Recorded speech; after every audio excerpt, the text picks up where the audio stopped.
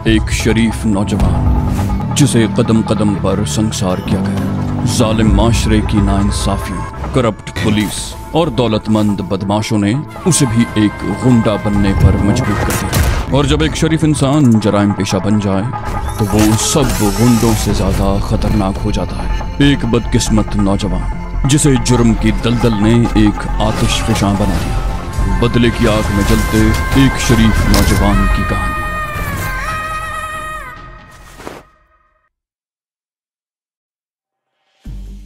यूसुफ के कत्ल में समीना का बराह रास्त कोई ताल्लुक न सही, लेकिन पुलिस को उस पर शुबा हो गया था कि यूसुफ उसे ब्लैकमेल कर रहा था।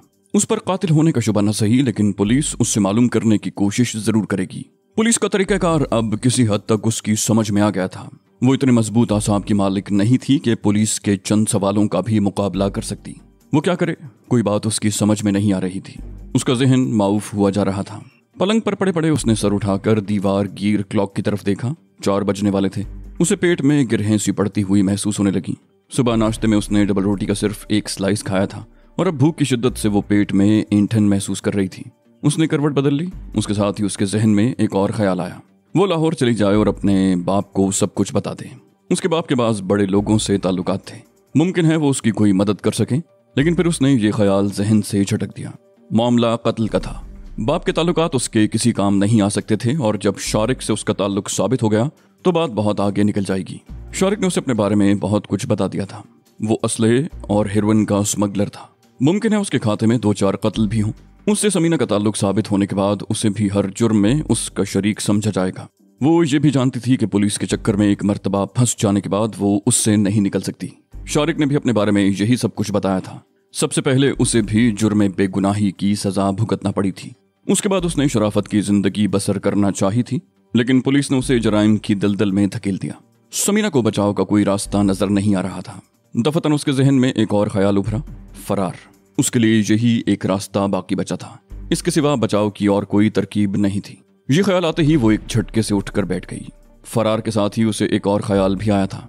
राह फरार इख्तियार करने के बाद उसे अपने माँ बाप और बहन भाई हर एक से महरूम होना पड़ेगा। वो उठकर किचन में आ गई। सुबह की डबल रोटी रखी हुई थी। उसने चाय बनाई और डबल रोटी के 2-3 स्लाइस खा लिए।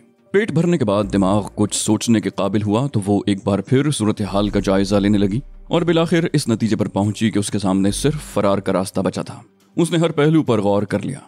शारिक से पहली मुलाकात के बाद वो जिस तरह नादानिस्ता तौर पर जराइम की दलदल में धंसती चली गई थी, इन हालात के पेश नजर उसके बचाव का कोई रास्ता नहीं रहा था। कोई भी उसकी बेगुनाही पर यकीन करने को तैयार नहीं होगा। इसलिए उसने फरार का फैसला किया। लेकिन फिर दफतन एक और ख्याल ने उसे चौंका दिया। वो जाएगी कहाँ? इस सवाल ने उसे परेशान कर दिया। ये वाकई उसके लिए अहम मसला था।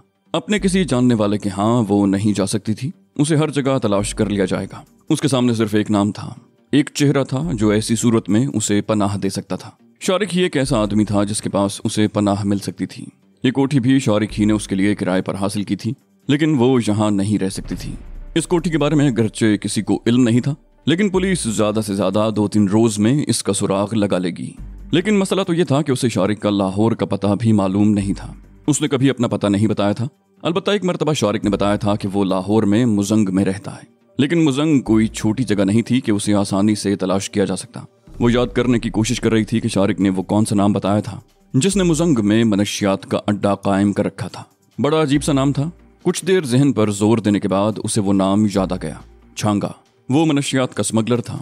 इस किस्म के लोग खासे बदनाम होते हैं और जिस इलाके में वो रहते हैं वहां का बच्चा बच्चा उनसे वाकिफ होता है। एक हतमी फैसले पर पहुंचने के बाद समीना को इत्मीनान सा हुआ। उसने तय कर लिया कि वो आज ही लाहौर चली जाएगी और मुजंग पहुंचकर शारिक को तलाश कर लेगी। ये फैसला करने के बाद उसने रवानगी की तैयारी शुरू कर दी। वो अपने साथ कोई चीज नहीं ले जा सकती थी। चंद जोड़े कपड़े और जरूरत की चंद दूसरी चीजें इस मौके पर उसका साथ दे सकती थी। शाम हो गई। समीना सोच रही थी कि अगर वो इस वक्त रवाना हुई तो रात के 10 बजे तक वो लाहौर नहीं पहुंच सकेगी और फिर शारिक का ठिकाना तलाश करने में भी वक्त लगेगा। रात को अकेली औरत सड़क पर घूमती रहे तो वैसे ही गुंडे और बदमाश उसका पीछा शुरू कर देते हैं। नहीं, इस वक्त जाना मुनासिब नहीं होगा। उसने फैसला किया कि सुबह सवेरे रवाना हो जाएगी। ये फैसला करने के बाद वो मुतमईन सी हो गई और किचन में जाकर खाना पकाने की तैयारी करने लगी। तकरीबन 1 घंटे बाद वो खाना खाने बैठी ही थी कि कॉल बेल की आवाज सुनकर वो उछल पड़ी। उसके चेहरे पर खौफ के साए लहरा गए। दिल की धड़कन तेज हो गई। इस घर के बारे में किसी और को मालूम नहीं था। उसने नायला को भी नहीं बताया था। क्या पुलिस ने उसका पता लगा लिया था? कॉल बेल एक बार फिर बजाई गई और उसके साथ ही गेट जोर जोर से धड़धड़ाया जाने लगा। ये अंदाज पुलिस का ही था। वो अपने कमरे से निकलकर राहदारी में होती हुई ड्राइंग रूम में आ गई और बत्ती जलाए बगैर खिड़की का पर्दा सरका कर बाहर झांकने लगी। गेट पर तारीकी थी, इसलिए कुछ नजर नहीं आ सका। उसी लम्हे एक आवाज उसकी समात से टकराई। बेगम साहब, अल्लाह के नाम पर बचा कुचा खाना दे दो, मेरे बच्चे भूखे हैं, आपको दुआएं देंगे। इस सदा के साथ ही गेट एक बार फिर खटखटाया गया। समीना के मुंह से बेख्तियार गहरा सांस निकला। वो कोई भिखारी था। वो दरवाजा खोलकर बाहर आ गई। उसका दिल अब भी तेजी से धड़क रहा था। वो गेट खोलकर बोली, क्या बात है? ये कोई तरीका है मांगने का? तंग कर रखा है तुम लोगों ने। उसके सामने एक दराज कामत मलंग खड़ा था। गंजा सर और टखनों तक लंबा चोगा। मलंग ने सरगोशी की, समीना बीबी, मुझे नौलक्खे ने भेजा है। पुलिस को शुबा हो गया है। वो लोग आपका सुराग लगा रहे हैं। हो सकता है पुलिस आज रात आपकी गिरफ्तारी के लिए यहाँ छापा मार दे। आप 10 बजे तक तैयार हो जाएं। नौलक्खा आपको लेने के लिए पहुंच जाएगा। समीना ने सरगोशी में कहा, मैं तैयार मिलूंगी, लेकिन जाना कहाँ होगा? मलंग ने कहा, ये तो पता नहीं जी, लेकिन आप तैयार रहिएगा। बाईं तरफ से 2 आदमियों को आते देख कर मलंग ने हक अल्लाह की आवाजें लगाई। समीना ने ऊंची आवाज में कहा, माफ करो बाबा, तुम लोगों ने तो नाक में दम कर रखा है। ये कहकर उसने धड़ से गेट बंद कर दिया। बरामदे में पहुंचकर समीना ने मुड़कर देखा। मलंग जा चुका था। उसने राहदारी में दाखिल होकर दरवाजा बंद कर लिया और कमरे में आकर खाना खाने लगी। अभी 9 बजने वाले थे। तकरीबन 1 घंटा बाकी था।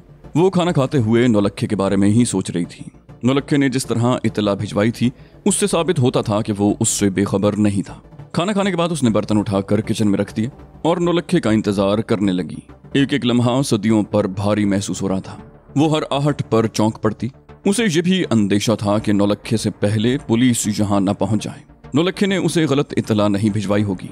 पुलिस ने उस कोठी का सुराग लगा लिया होगा और ऐन मुमकिन है पुलिस को उसके खिलाफ कोई और सबूत भी मिल गया हो और पुलिस आज रात यहाँ छापा मारने वाली हो। वो अपने कमरे से निकलकर ड्राइंग रूम में आ गई और खिड़की का पर्दा हटाकर बाहर झांकने लगी। कभी वो अपने कमरे में आ जाती और कभी किसी भटकी हुई रूह की तरह कोठी के दूसरे कमरों में घूमने लगती। एक अजीब सी बेचैनी भरी हुई थी उसमें। जब से मलंग ने आकर उसे इत्तला दी थी, उसी वक्त से वो और परेशान हो गई थी। 10 बज गए, नौलक्खा नहीं आया। उसकी बेचैनी बढ़ती गई। दिमाग में सनसनाहट हो रही थी। इस तरह बढ़ता जा रहा था। 10:15 बज गए। कोई गाड़ी गेट के सामने आकर रुकी तो वो एक बार फिर खिड़की से बाहर झांकने लगी। चंद सेकंड के बाद ही कॉल बेल चीख उठी। समीना को अंधेरे में कुछ नजर नहीं आ रहा था। वो खिड़की के सामने से हटकर दरवाजे के करीब आ गई। चंद लम्हे सोचने के बाद उसने दरवाजा खोल दिया और बाहर आ गई। कमरे में बंद रहकर ये मालूम करना मुश्किल था कि बाहर कौन है, इसलिए उसे मजबूरन बाहर आना पड़ा। वो लड़खड़ाते हुए कदमों से चलती हुई गेट के करीब पहुंची। गेट के बाहर नौलक्खा खड़ा था।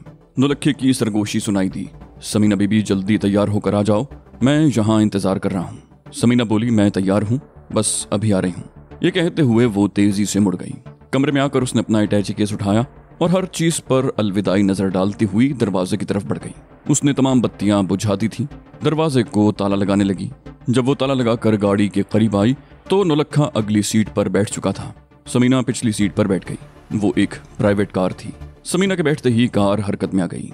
ड्राइवर को शायद पहले ही मालूम था कि उन्हें कहाँ जाना है, इसलिए न तो नौलक्खे ने कुछ बताया था और न ही ड्राइवर ने कुछ पूछने की जरूरत महसूस की। कार मुख्तलिफ सड़कों पर घूमती हुई लारी अड्डे के सामने से होती हुई निशाताबाद रेलवे फाटक उबूर करके रुक गई। यहाँ छोटी छोटी कई दुकानें थीं, होटल थे, फलों के और मुख्तलिफ चीजों के ठेले थे। खासी चहल पहल थी। कार फाटक से जरा आगे रुकी थी। ड्राइवर नीचे उतर कर खड़ा हो गया। समीना और नौलक्खा कार में ही बैठे रहे। समीना ने चादर लपेट रखी थी और उसका चेहरा भी चादर में छुपा हुआ था। नौलक्खे ने भी सर पर एक सफेद कपड़ा इस तरह रखा हुआ था कि कपड़े का एक पल्लू उसके चेहरे पर गिरा हुआ था और उसका चेहरा भी तकरीबन छुपा हुआ था। तकरीबन 15 मिनट के बाद एक फ्लाइंग कोच कार से चंद गज पीछे आकर रुकी। कार के ड्राइवर ने झुककर नौलक्खे से कुछ कहा। नौलक्खा समीना का अटैची केस उठाकर कार से उतर गया। समीना भी दरवाजा खोलकर नीचे आ गई और वो दोनों फ्लाइंग कोच की तरफ आ गए। कार का ड्राइवर वहीं खड़ा रहा। नौलक्खे ने फ्लाइंग कोच के कंडक्टर से कुछ कहा। जेब से टिकट निकाल कर दिखाया।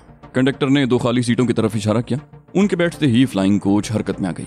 उनका अटैची केस छत पर रख दिया गया। समीना खिड़की की तरफ बैठी थी। नौलक्खे ने उस फ्लाइंग कोच के टिकट पहले ही से मंगवा लिए थे और यही कहा गया था कि वो लोग निशाताबाद रेलवे फाटक से फ्लाइंग कोच में बैठेंगे।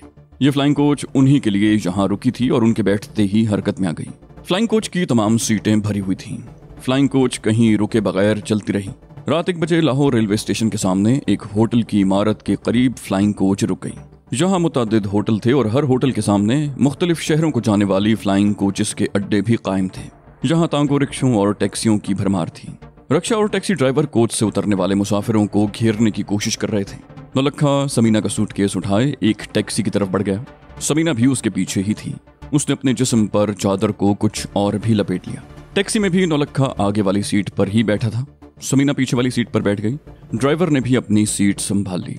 उसने इंजन स्टार्ट करते हुए पूछा, कहाँ चलना है जी?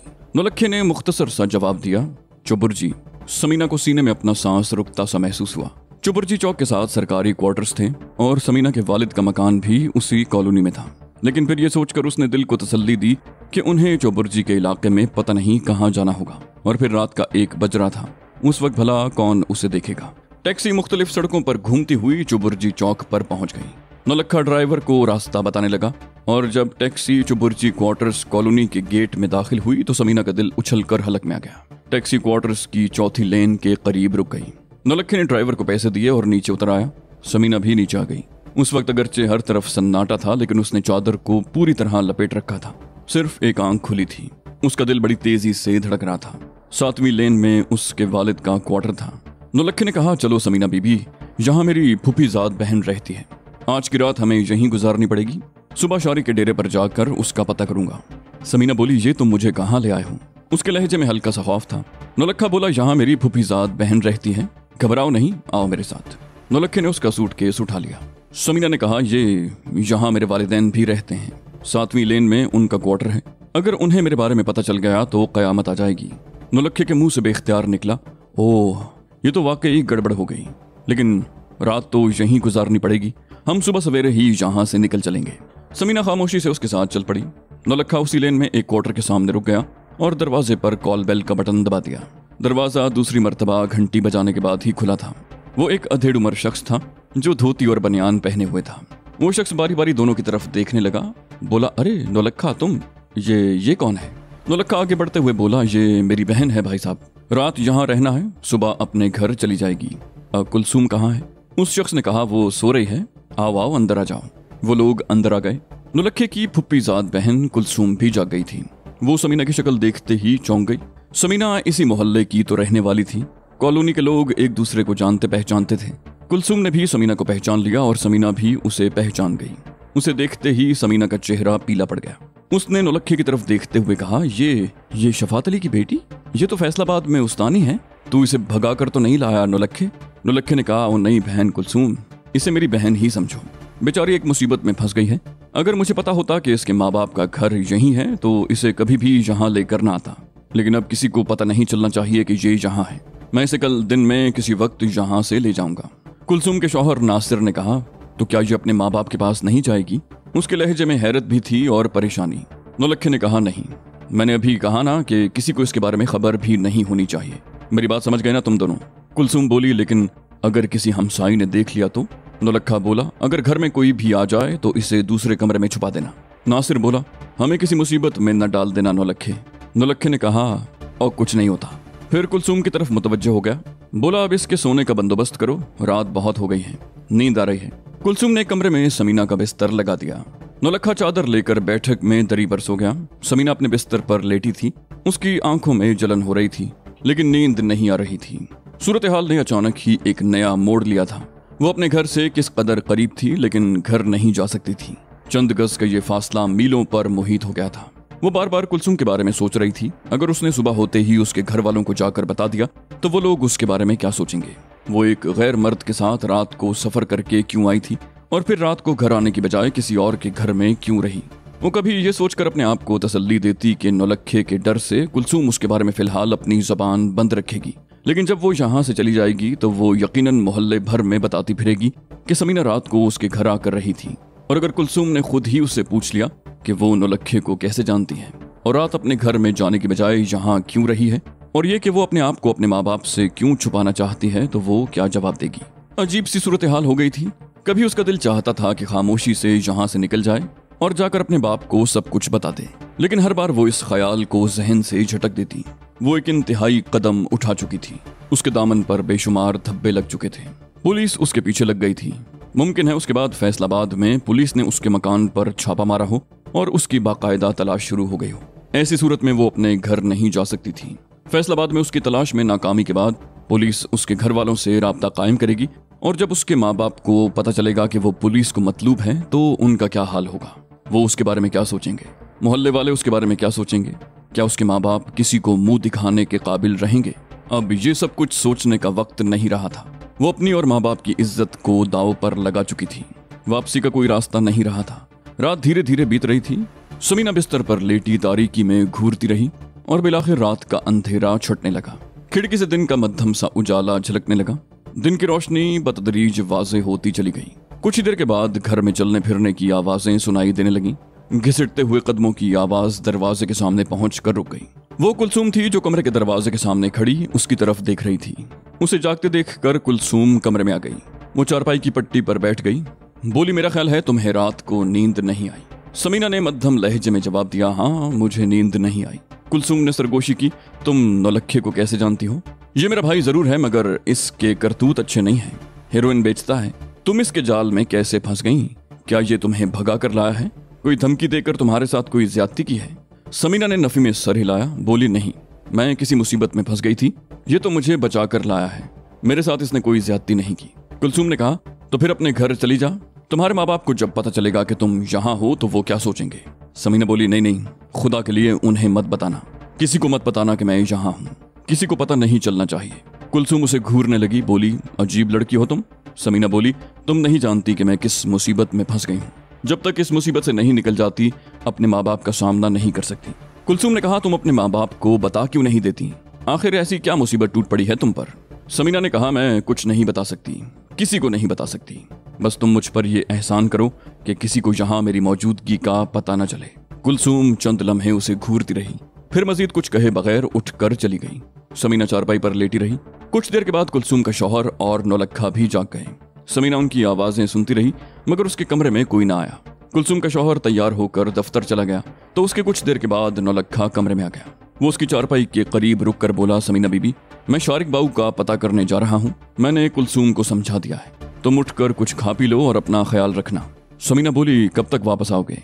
नौलखा बोला, अगर शारिक बाऊ छांगे के डेरे पर मिल गया तो मैं जल्दी वापस आ जाऊंगा, वरना हो सकता है उसे तलाश करने में कुछ देर हो जाए। तुम्हें घबराने की जरूरत नहीं है, कुलसूम तुम्हारा ख्याल रखेगी। नौलखे के जाने के बाद भी समीना देर तक बिस्तर पर ही लेटी रही। फिर उसने उठकर मुंह हाथ धोया और बावर्ची खाने में ही कुलसूम के पास बैठकर नाश्ता करने लगी। नाश्ते के बाद वो फिर उसी कमरे में आ गई। कुलसूम घर के कामकाज में मसरूफ हो गई। वक्त धीरे धीरे गुजर रहा था।